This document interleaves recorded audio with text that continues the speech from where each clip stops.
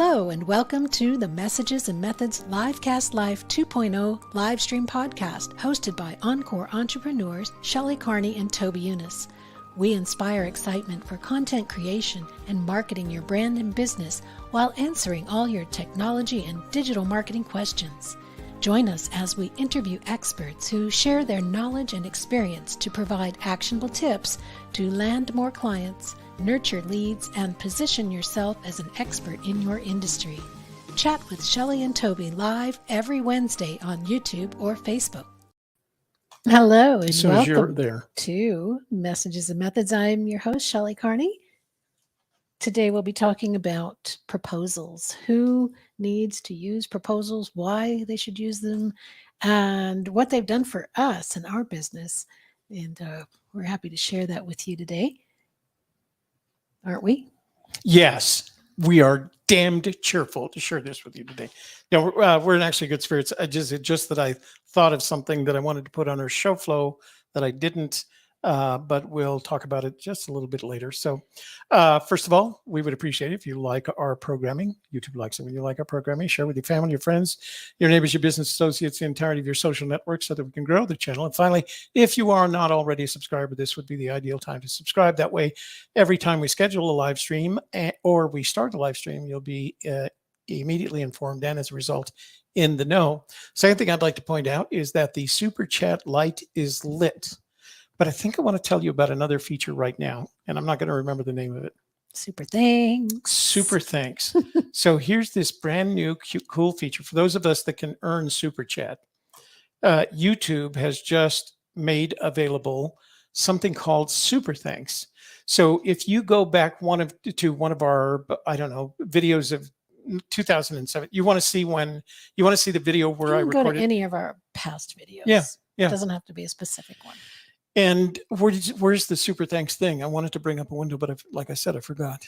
Oh, it's down at the bottom of the window? Yeah, it's right underneath where, you can like or dislike or whatever right along underneath the video. And that's not going to be on today's video because it's live. It's only on the past videos. And then you'll see the the thanks button, and you just click on the thanks button and it will let you donate money to our cause. to our channel. I like calling it our cause. I think that's okay. So that's kind of fun. So now we have Super Chat and Super thanks. Super thanks. Yeah. Oh, cool. So you can thank us for our video. And then we'll thank you back when we see it. We will let you know. Thank you, YouTube. Yeah. Nice people. Very cool. YouTube. Who's in the room? Bobby Brass is in the room. He speaks Spanish and English. He says, hola, peeps. And Jim in Ohio may or may not be in the hot tub, but he's in the room. I don't know what that's a picture of. It's an airplane flying in the clouds. Oh, okay. Yeah, okay. So apparently Apple released several thousand new emojis. Oh, so interesting. People are having fun with them. Yeah. Okay. I'm trying to see if I'm going to get that pop sound in my head. How about we open up the slides and get this party started? Are you ready to roll on that? Yeah, that's a remove button. Okay, yeah, all right. I'm not going to do the remove button. So today's topic, in the livecast lifestyle, is proposals. Why and how? Did you want to advance the slide? Yeah. If I had the mouse, I would do it, but you have the mouse. So I'm in control. Go ahead. You're in control. Yeah. Toby's off the charts. I am off the charts in control. What are proposals? So we looked up online, what are proposals? And it told us a plan or suggestion, especially a formal or written one, put forward for consideration or discussion by others. And we feel that it's important to conclude with your offer. When you put out a proposal, you end with the offer. We're going to do this for you. It's going to cost this much money. Do you want to do that? And they can sign and accept it. And then it becomes an exhibit in your contract with your client. So most people don't see, not all people, I shouldn't say most people, not all people see a proposal as a method for moving forward to the pricing question and the contracting question. We do.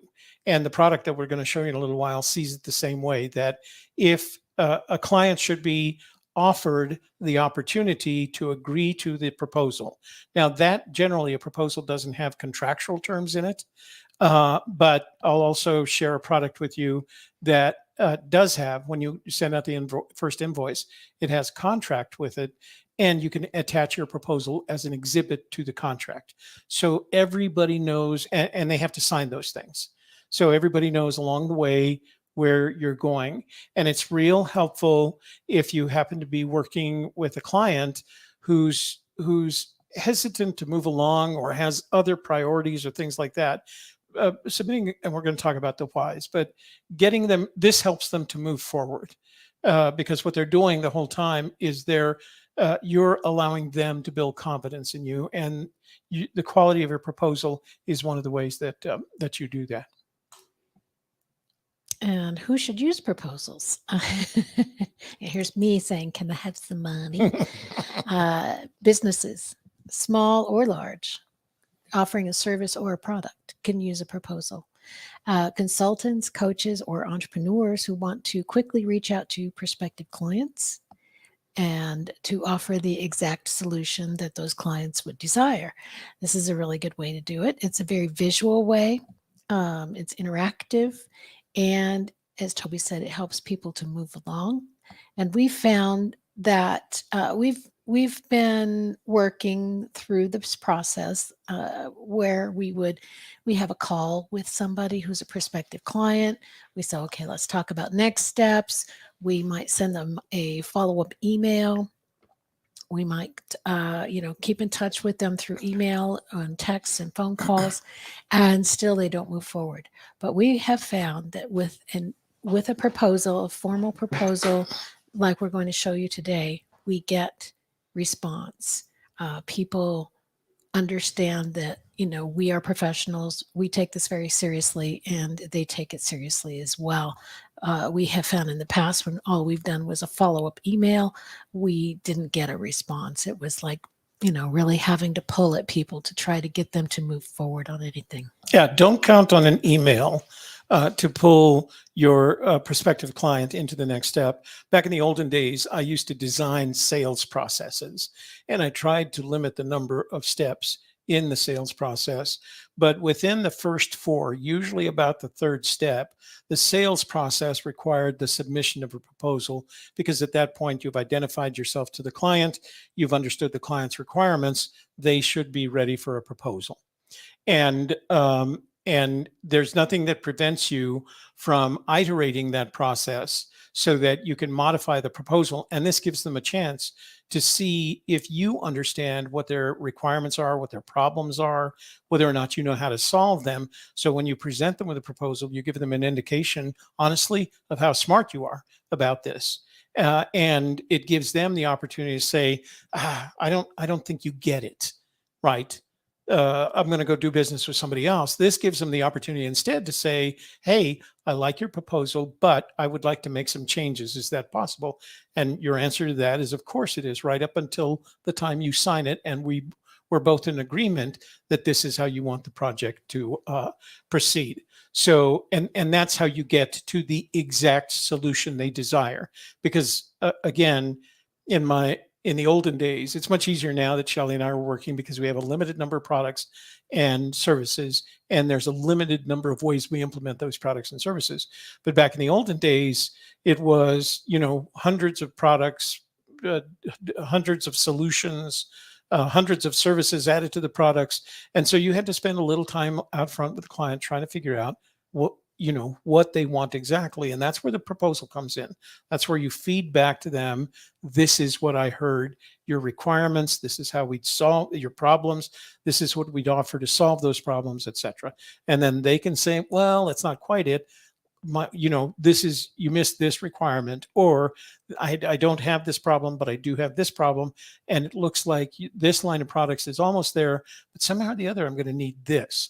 And then you have to make a decision. There's also, the other nice thing about a proposal is there's a point at which you may realize this isn't the right client for you, and you're not the right service provider for them. We haven't had that. I've never had that happen. I usually, by the time I submit a proposal, I'm in pretty good. Now, when you're working with the government, they put out what's called an RFP, a request for proposals. And basically it specifies what they want in Chapter M. Here's a memory for you. Chapter M in that RFP is always, here's how we'd like you to configure your proposal. So they were very clear, and they made a judgment. You got two opportunities to convince the government that you could do the job. One was the point at which you submitted your proposal, and then they gave everybody the opportunity for an oral presentation. And you'd go in and you would present your ideas. They would ask questions. They would ask you, and then that contract would be awarded. Sometimes they would have another round of refinements. They would say, look, everybody got this wrong, so we've rewritten this part of the specification. You have 1 month to rewrite your proposal, and we'll go through the process all over again. So I learned about this process of, being asked for a proposal and submitting a proposal, refining a proposal until you're both on the same page in terms of the project resolution. I learned it, working with the government for 30 years.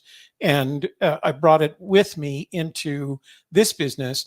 And generally speaking, I think up until recently, every project that we did was so different from every other that it was hard to have a consistent set of proposals. But I always had a contract, and the contract always had the requirements in it.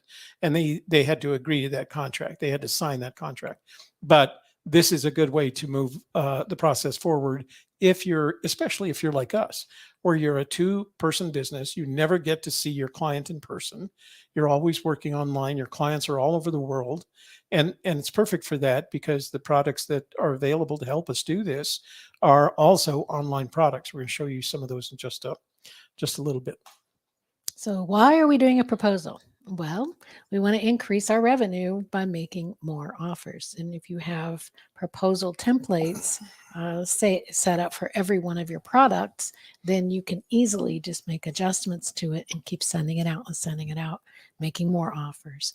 It builds your library of offerings. So if you have a good template of, okay, we're going to publish your book for you. We've got one for that.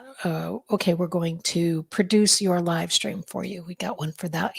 You can have a library of those proposals, which each one covers an offering, and it helps you to really hone down exactly what goes into that offering and all of the value that you're offering as well. It improves our team communication. It keeps us all on the same page. We know that if it's on that proposal, then we are doing that work, and anything else is extra. And it all we can know where it's at. Okay, I already sent it off to the client. The client's opened it. They've looked at it. We're waiting to see if they sign it and pay for it. So we know where we're at on everything. If we have several proposals out at the same time, we know where each one is at. We have an understanding of what works and what doesn't work. If we put out a proposal a couple of 2-3 times and people are like, no, don't like it, no, then we know we need to refine that because it's not working. And it helps us to manage the pipeline, and it gives us a reason to reach out to our clients. Hey, did you need a proposal? Hey, have you seen that proposal? Have you opened that proposal? Did you have any thoughts on that proposal?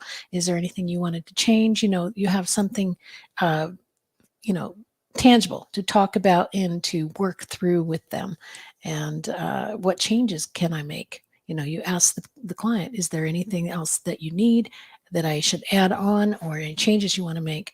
And lastly, it lends that credibility. Like I said, it shows that you're very serious and professional about what you're offering. It's like having a business card. You look more credible if you have a beautiful proposal that's streamlined and tells all the information that they need in one place. It looks very professional. Hey, these people have done this before. They know what they're doing, and it gives you that credibility. So one of the important things about this process is that you know that Shelley and I are always talking about the Johari window of visibility, credibility, trust, and transformation. what the proposal is supporting. So they know you're out there, they know you do this kind of work, they've talked to you, you're past the visibility stage, but by providing them this proposal with an offer in it, you're at the credibility stage. You're building credibility with them. And every time you have a conversation with them, that's what you're doing, building credibility. At the point at which they sign that proposal, you just hit the trust step because they've signed it. They believe that you can help them. When you've signed 5 of those proposals with the same client, you're in the transformation stage. They trust you so much, they're going to ask you to help them change their business. And that's another way to measure why archiving these proposals are so important, because you can track them in that way as well. So using it as a way to build credibility is a documented way. Like if you're looking at your not activities, at number counts. I have this many proposals, how many for that? Does it? Your analytics. Your analytics. Wow. Thank God I'm getting older slowly. So whenever you're looking at your analytics, you can see here's how many proposals I've drafted. Here's how many I've submitted. Here's how many were accepted. Here's how many were changed and re-accepted. Here's how many they basically said no. So you have those analytics to look at and determine how are you doing from that visibility to trust to transformation stages in your business, because it's good to know that, because again, if you can do this often enough, if enough of these people are trusting you enough to sign that proposal leading to a contract and then sending you payments until the project, they're going to talk to other people. So the next time it comes up for someone, and we get people who say, I was watching the work that you did with my friend Bob, and I'd like to do the same thing. And they get the same proposal. Exactly the same. The only thing we changed is names and addresses and things like that. They may not always want that, but they can. That's a good place to start, because we know that proposal has worked in the past. So Mary says, let's see, when I contracted, had a client, was good with the cost, end of the job, he wanted another wall redone in oil base. He had to do another contract. He wasn't happy with the extra cost. That's not unusual. Clients are never happy with the extra cost. But there has to be something that says, well, wait a minute, this is extra work, so this is going to be extra cost. So we have a clause in our contract that says if there are requirements above and beyond the scope of this contract, it's another proposal and another contract. And we make that clear so that they just can't say, could you add this? No, that wasn't in the proposal to begin with. And your contract says, and I'll make that distinction in just a bit. The contract says that's another proposal and contract. Mm-hmm. So also, let me see. You don't even try to get, let me read this on here. You don't even try to get a government contract without an attorney. Well, so that is mostly true. If you look at the way that government contracts are distributed, they go mostly to corporations who have a legal branch. There was an area of contracting that was designed for the independent contractor, meaning it was a sole source. Well, not necessarily sole source, but a one-person contract. I did have an attorney who was a Washington attorney who did specialize in contract law. But I had been around after 30 years that once I saw the proposal, I kind of knew where it was and what they wanted.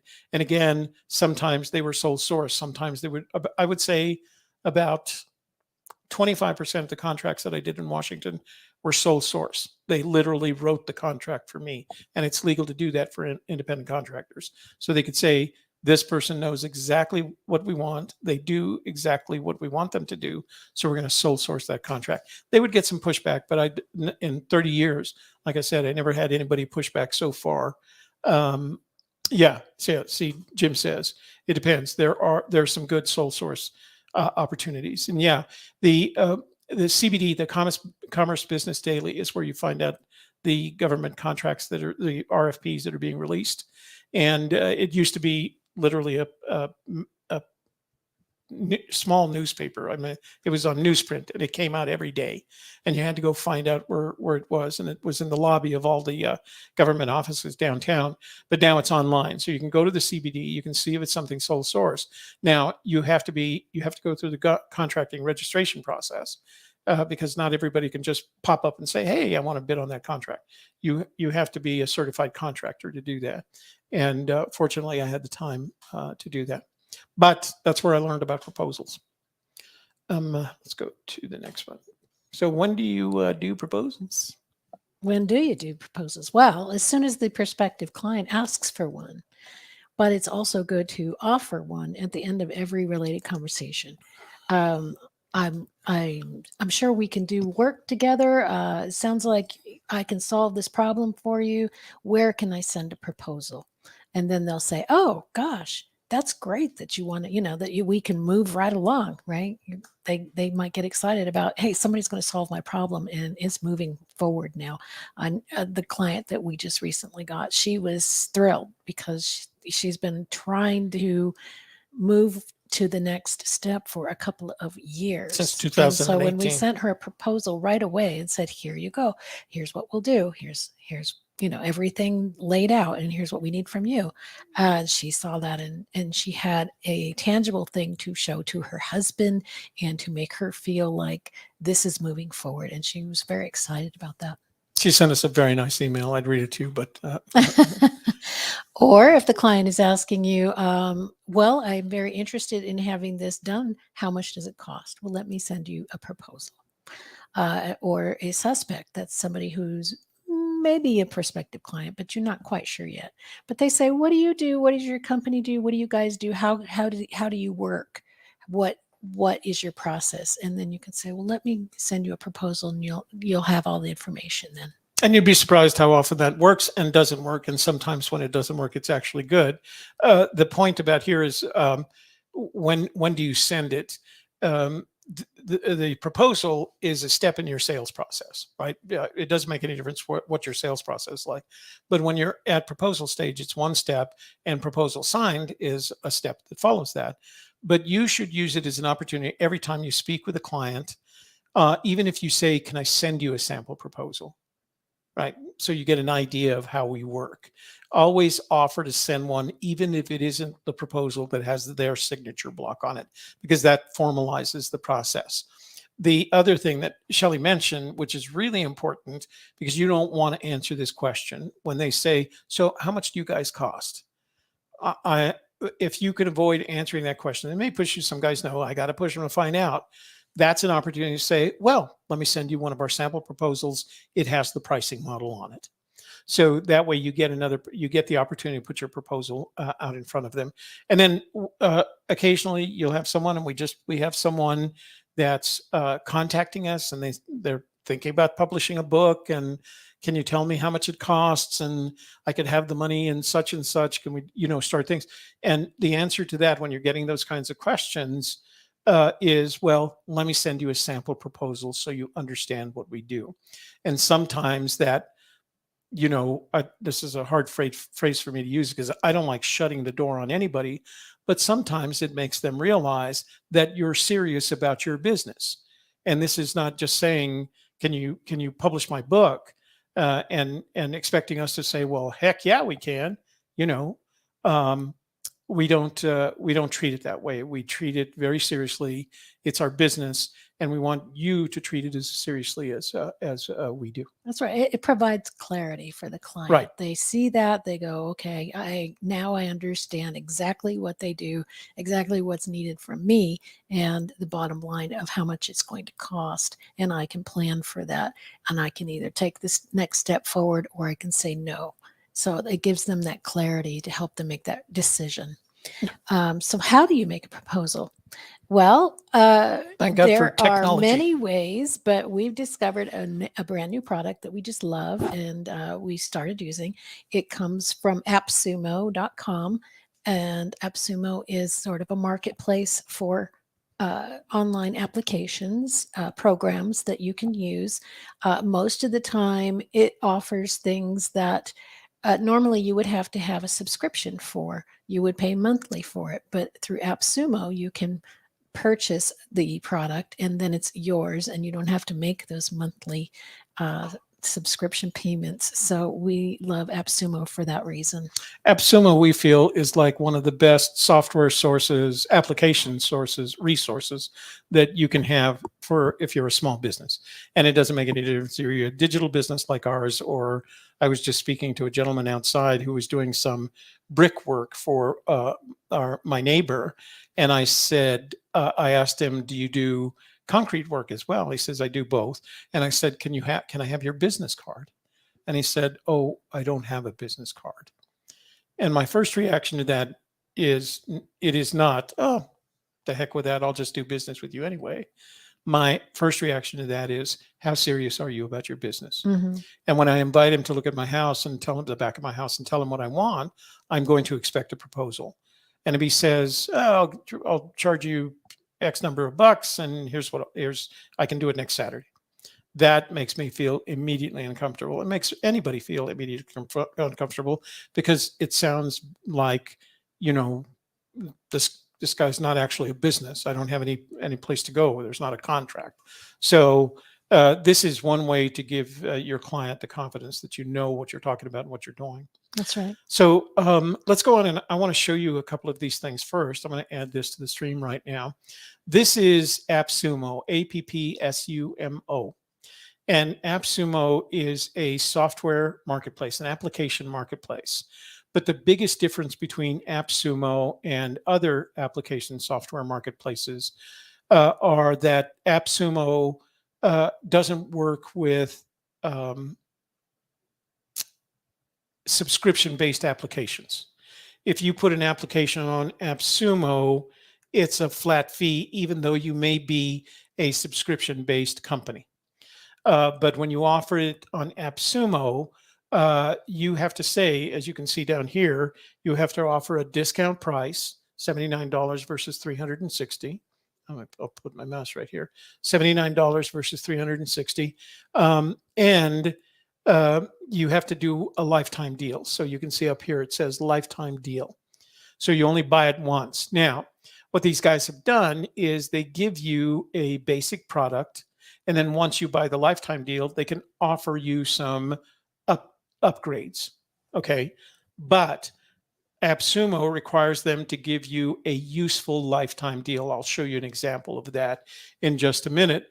So they have some of the deals on the front that they're trying to promote right here, and it varies. All of these varies. But actually, I was looking for an audio editor because I have a friend of mine that's doing some audio work, and she doesn't want to use the more complex applications. I recommended Audacity to her, which is free, but Audacity is free. It's just gotten so sophisticated that you have to do training. So I was looking for some up for her that I can send her. But let's go back to our proposals, and I'm going to enter proposals up there, and I'll get a list. And what you have to notice right away is that these deals are temporary. So you can see right here, this one says it's sold out. So we can't buy that deal anymore. That doesn't mean that Super OK isn't out there anymore, but you can't get this deal. You'd have to do the subscription that they offer. So when I look for proposals, there's going to be companies like, because they know SEO, they'll put in software applications that aren't necessarily proposal software. Like this one says, a comprehensive white labor platform to manage employees, finances, and projects. White label. What did I say? White labor. Oh, it's like I'd better correct specify that right what that actually says. Yeah, that's white label. Yeah. So you have to be cautious and look for the ones that you want. You can also see some deals here that are sold out. The other thing that you have to be cautious of is there's people that will give you, in this case, and this is not criticism, you can find anything you want, but this is a class for $47 on how to write proposals and spruce them up so that they look good. That's not a bad deal. Here's one that's sold out. Here's the one we ended up with. It's called Proposa, lifetime deal for $49. And we found it, the version that we got for lifetime deal is plenty enough for us. There's nothing there that I would say, I'm going to say this, so correct me if I'm wrong. Nothing there that I would say we want to upgrade. We have everything with the lifetime deal that we need. Yeah. I mean, yeah, we got everything we needed. Right. If you're a larger company, you might want to, a higher level, but for entrepreneurs or consultants, this is a really good product. Right. And it has, you can see the ratings are, average customer ratings are in tacos. Yeah. And this is a 4 out of 5 rating with 6 reviews. This is also, as you can see right here, an AppSumo Select. And that means they've reviewed it and they've actually made a video about it, of their review and whether they recommend it or not. So when you click on that, it opens up the proposal window, gives you the opportunity to buy now. As you can see up here, starting at $49. You can see what are the alternative plans, what are you getting? So these are the plans and features. And here's the tiers. So for $49, you would get, this is how they usually do it. It's the number of users, the number of times you can build a proposal. So you can do up to 4 users for $49 and 30 published proposals active at one time. We haven't had 30 active proposals. That would be a dream of ours, that to have 30 active proposals. License tier 2 is $99, 6 users, 50 published proposals, and white labeling. And what that means is at the bottom of every proposal, it says proposer, and it has their city that they're in. So that goes away. It's not a bunch of, it's just like I said at the bottom of the proposal. It's just a tiny thing. And then for $169, you get 12 users, 100 published proposals, white labeling, and behavior analysis. Good. Can you select another 2? Oh, they have more license tiers. Let's see what 5 is, just for the fun of it. So if you're a very large company, you can still use this product. You just want to upgrade to what you need. So if you have a number of salespeople in offices all over the United States, license tier 5 for $4.99 gives you 70 users and unlimited published proposals. So you don't need it. We went with license tier 1, and because it has everything we wanted. Now I will tell you their PDF export here. I think it's still in beta. They said it was in beta. Yeah. They warned us it was in beta, and indeed it wasn't bad, but there was a couple of little like logos, formatting issues. And logo layovers. So it isn't bad. They're going to do it. So then you can go down and you can see the reviews and any questions somebody has. Sometimes somebody will have videos. They'll add videos to it and walkthroughs. So they have all of this information before you make a decision to buy. Samples of the templates. We're going to show you those in just a minute.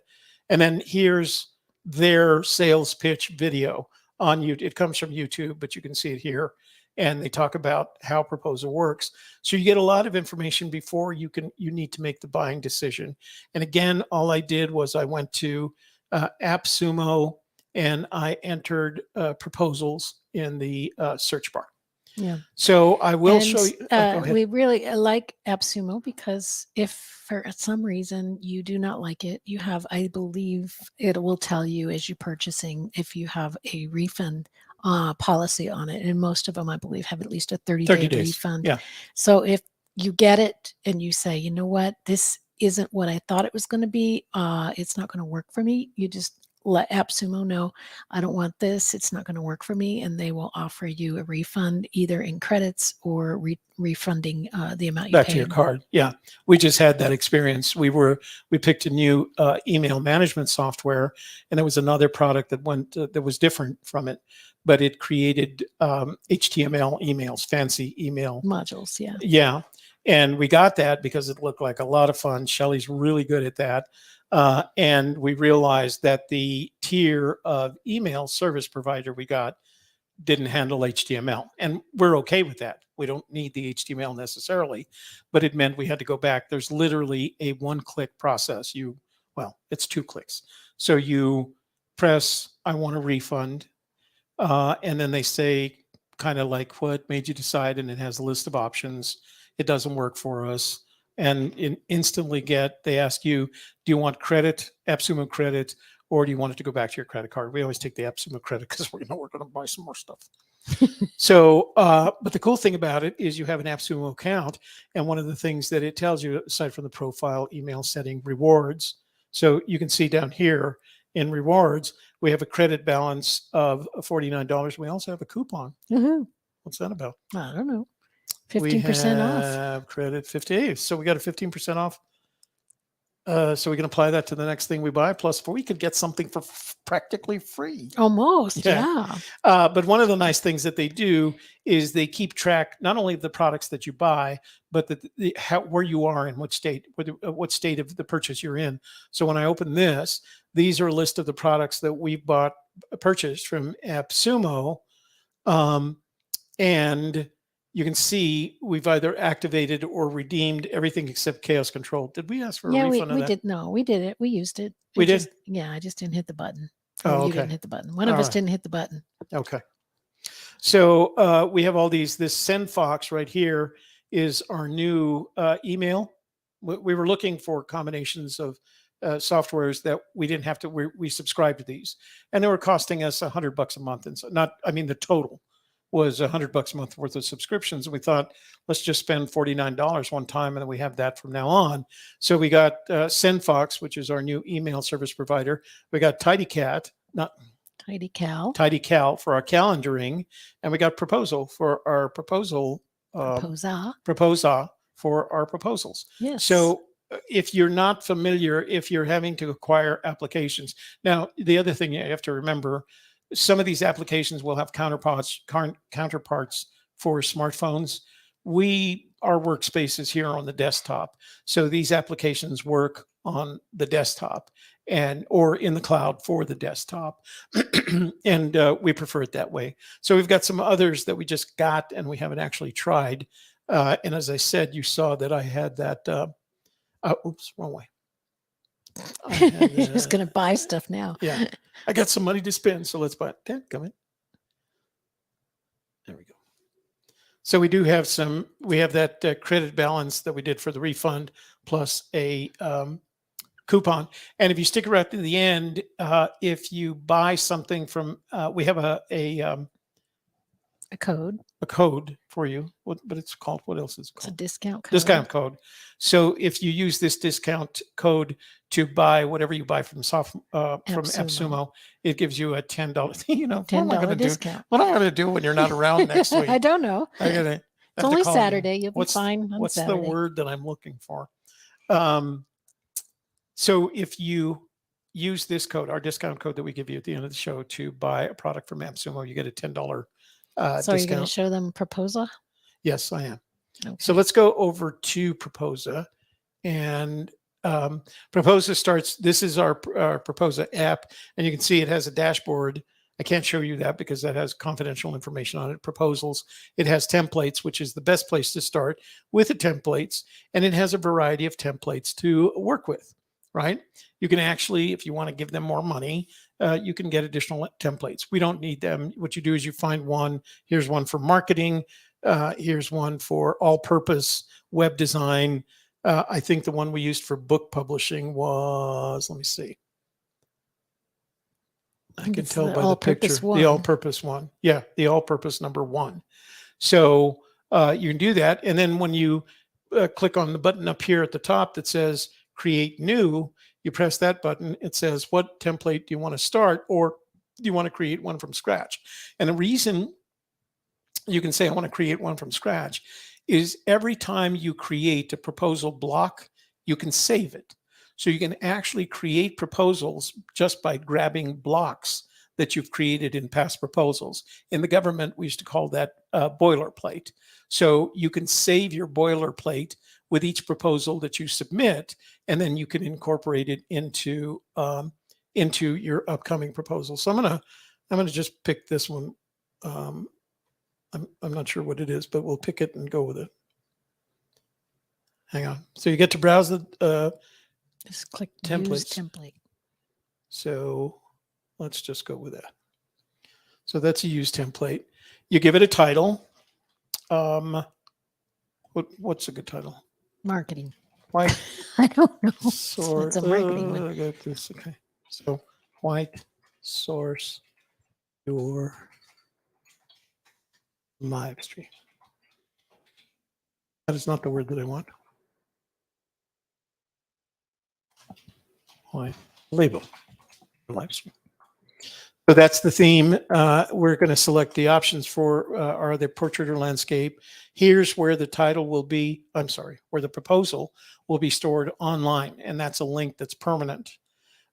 We make money in US dollars, and we'll throw in a number of, I don't know, 10,000. $10,000. Okay. And then, so I have a team that consists of myself and Shelley, and I'm going to say Shelley can work on this too. And that way she can sign on. She's one of the 4 users. She can sign on to add or edit to the proposal. So we can continue there. We got a good start. And what it does at this point is it gives you a proposal. And as you can see, it has all these blocks, these boxes. It has what it calls the marketing proposal for. This is who you're writing it for. The executive summary, that's one box. The quote, they do quotes. They like quotes. Objectives and goals. So this is a bulleted list. Journey starts here, a methodology. And then this is double columns. And they add information with pictures and things like that, and how you're going to execute, a little bit about yourself, your project plan, and your project team. And then we did one of these, and of course, there's only 2 of us on our project team, just me and Shelley, but this is a good way you can present that. And now, because we have that already built, and that's the signature block, okay? So one of the things that you can do, so I'm going to take this up, we're going to look across the top first. So one of the things that you can do is put information in here that's important to it. So the title is white label your live stream. The layout is portrait. Is a signature required? We always use this box. We insist that our clients sign the proposal. That doesn't necessarily mean that they've agreed to the contract terms or that they're going to pay anything. There's a block in our box that says, here are the terms and conditions. You're going to pay this much to start, this much when it's finished to your satisfaction, etc. But after they do that, they're presented a box in which to digitally sign their name. You're going to get a message. We get a message when they open it and look at it. No matter how many times they open it and look at it, we get a message. An email comes to both of us because we're on the team that it's been opened, and then we get a message that it's been signed. So when it's been signed, we know that they've agreed to that proposal. If they open it 3 or 4 times and then I get an email saying, Toby, Shelley, I have some questions about your proposal. At least I know I can write back and schedule, send him a link to the calendar. That way he or she can schedule a date and time, and we can talk about that. I can modify the proposal because I can go back and edit one that I've published, and I can send them another proposal. I can send them a change to the proposal. So I always add that. We throw in our company URL here. And as you can see, a lot of these boxes are already filled in. So collaborators, and I'm going to save that. The next to that is rearrange. So if you look at this proposal, the template that they've given you, and you're not necessarily comfortable with how it looks, let's say you want to put your case study up above the goals, then you can do that. So you can rearrange each of the, I call them blocks. I don't know what else to call them. Blocks in the proposal. You're welcome to do that. And that goes all the way down to the bottom.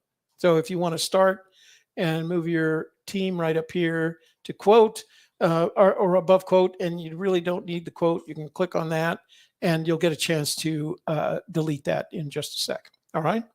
So we're going to go to save that.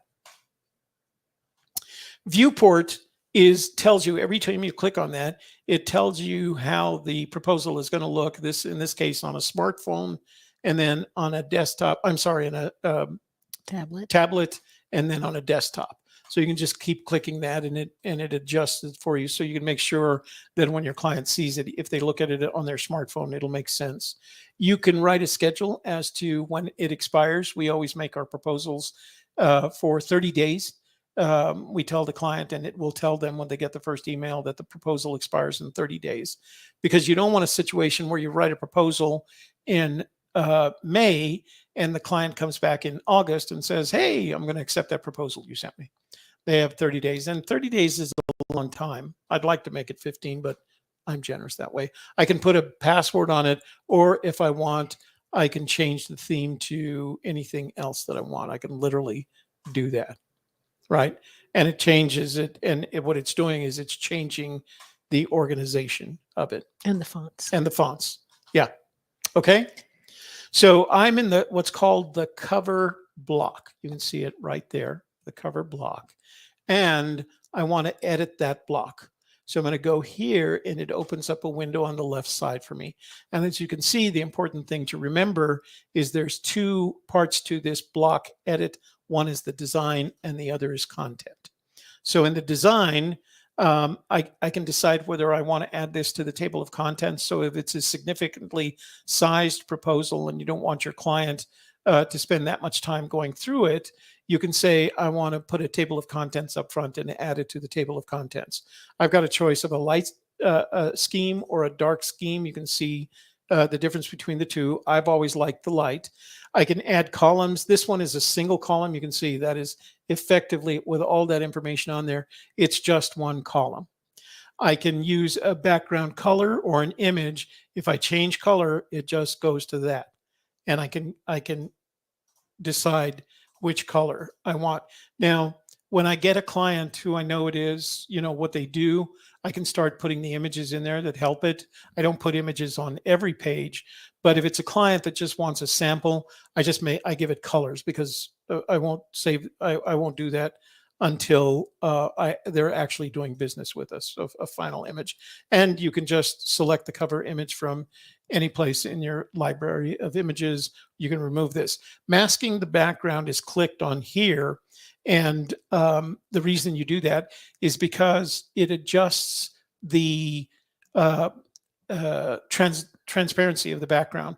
So if you have a background that's too dark and it competes with the text like this one, you want to mask that just a little bit so that it reduces the transparency. That's exactly what it's doing. All right. Then let's say you want to change the text, and I'm going to say AGK Media Studio proposal. No. And studio. I used to be able to type without looking at the keyboard.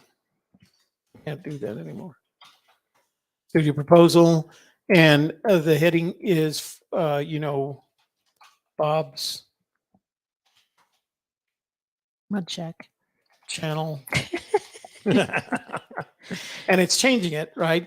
And then it gives you some text. So you're changing all the paragraphs in there. So if I wanted, it says its size 1x is really, really small. But when you have something like this where there's not much in it, you do it 2x, and that increases the size of everything in the content. Now, this is set up for one column, and the reason is I set it, or the template set up for one column, but I can make more columns. I can make 2 columns, and I can make 2 columns that are evenly sized, 2 columns where the left is larger than the right, and 2 columns where the right is larger than the left. And I can change that right now. So I'll make another column, and you can see that I have all this space to work with over here. And you'll see now that I have column 1 and column 2. So I can start putting in there tags.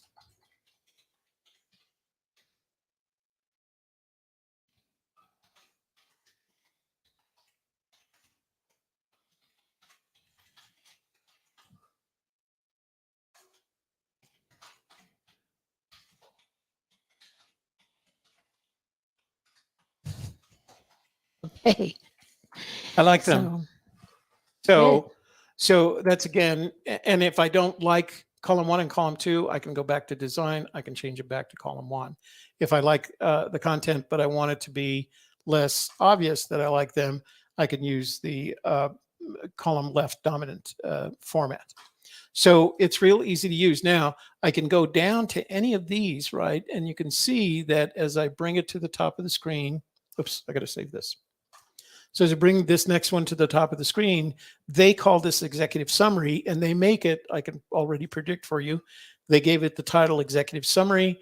It's light because there's no dark background, one column, and then content is, they always have a tag, a heading, and the content itself. So if, for example, I wanted to add an image to that, I could change that image. I could choose the image. It would come up from my desktop or where I store my images, and then it would add that image to it. I don't know, is this the one or am I thinking of? Yeah. So I have some images in here. I can also they have stock images. They have a direct link to files that I want to upload. They can go to my Google Drive. So let's just say, we'll just throw the stairs images in there. Oh, that is way too dark. So we're going to go to the light layout and we're going to mask off the background. So that looks better, right? So it's very flexible when you're defining your proposals. You don't have to you're basically putting in this number of blocks, right? That you start with a template. If you decide, let me go down here and find something. I like the project team. They call this the slideshow format, right? Let me save that and I can show you. So this is one of the formats they offer. And they call it the slideshow design. And again, it has all the basic stuff in terms of the content. It has about us, the project, and then the slideshow format. And that's that thing right there. I'm going to take going too long. Mm-hmm. Okay. Oh, we got to get going. Okay. Anyway, the point that I want to make with all this is that, is that, did we finish our slides yet? there we go. So let me copy. Oh, I can't copy it from there. Damn it. So, all right. Tell them about that. So once again, this code will get you $10 off any product you buy from AppSumo. It's http:// the letter F by buy.me/ V like Victor / Younis _2. We're going to add that to our description box. Yeah, let me put so it in the that you can just copy and paste that and go to AppSumo and you can purchase something with a $10 discount. So yay. Yay us. fbuy.me /v /Younis _2. Is that right? Yeah. Okay. It's in the chat room. Next slide. Wait, I want to check real quick, see if I had any, depends. Oh, Mary and Jim are talking. Next slide. Okay, next slide. Okay. Lastly, we published a book on Amazon, as you know, called Livecast Life, the Content Creator Lifestyle. And part of that lifestyle is making offers. It's great to create content, but the second half of that is offering your services or your products to people so that there can be some sort of an exchange going on. And you can get our book at book.livecast.life and learn more about how to do that. So I had a very good friend that worked for a software company. The software company was originally from California, but he was with their federal government branch in DC. And he was in marketing, but he wanted to go into sales. And he just felt like he didn't have the sales personality. And so I used to talk to him about what a sales personality is and what elements you have to deliver. And I said, if you're not comfortable in sales, start with a proposal, right? All you have to do is visit with the client, listen to what you don't have to talk. You don't have to sell anything. Have a conversation with the client. You ask most of the questions. You document all their answers, and you finish up by writing a proposal and sending it to them. And proposals are designed to get an answer of yes without having to ask any more questions. You should be able to answer all the questions in your proposal. If they do have questions, then at a minimum, what you're going to get is a call saying, Toby, I have some questions about this proposal you sent me. And so it's a good place if you're not comfortable with, and I don't see why people aren't comfortable with selling, but but if you're not comfortable with selling, knowing how to do a proposal is a real easy way around that.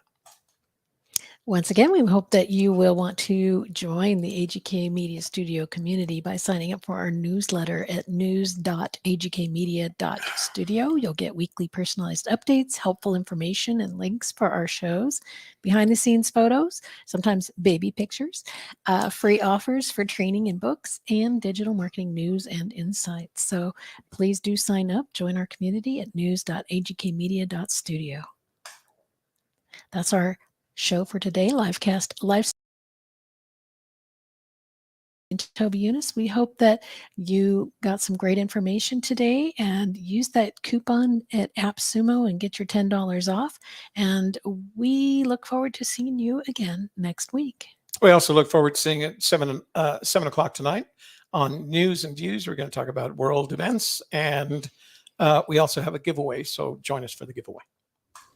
Thank you for joining Messages and Methods Livecast Live 2.0, hosted by Shelley, Carney, and Toby Younis. Please subscribe and leave a comment or question, and we'll consider your ideas for future shows. Share this podcast with your family and friends so they can learn about current digital marketing practices too. Check the show notes for links and resources, and please come back again next week.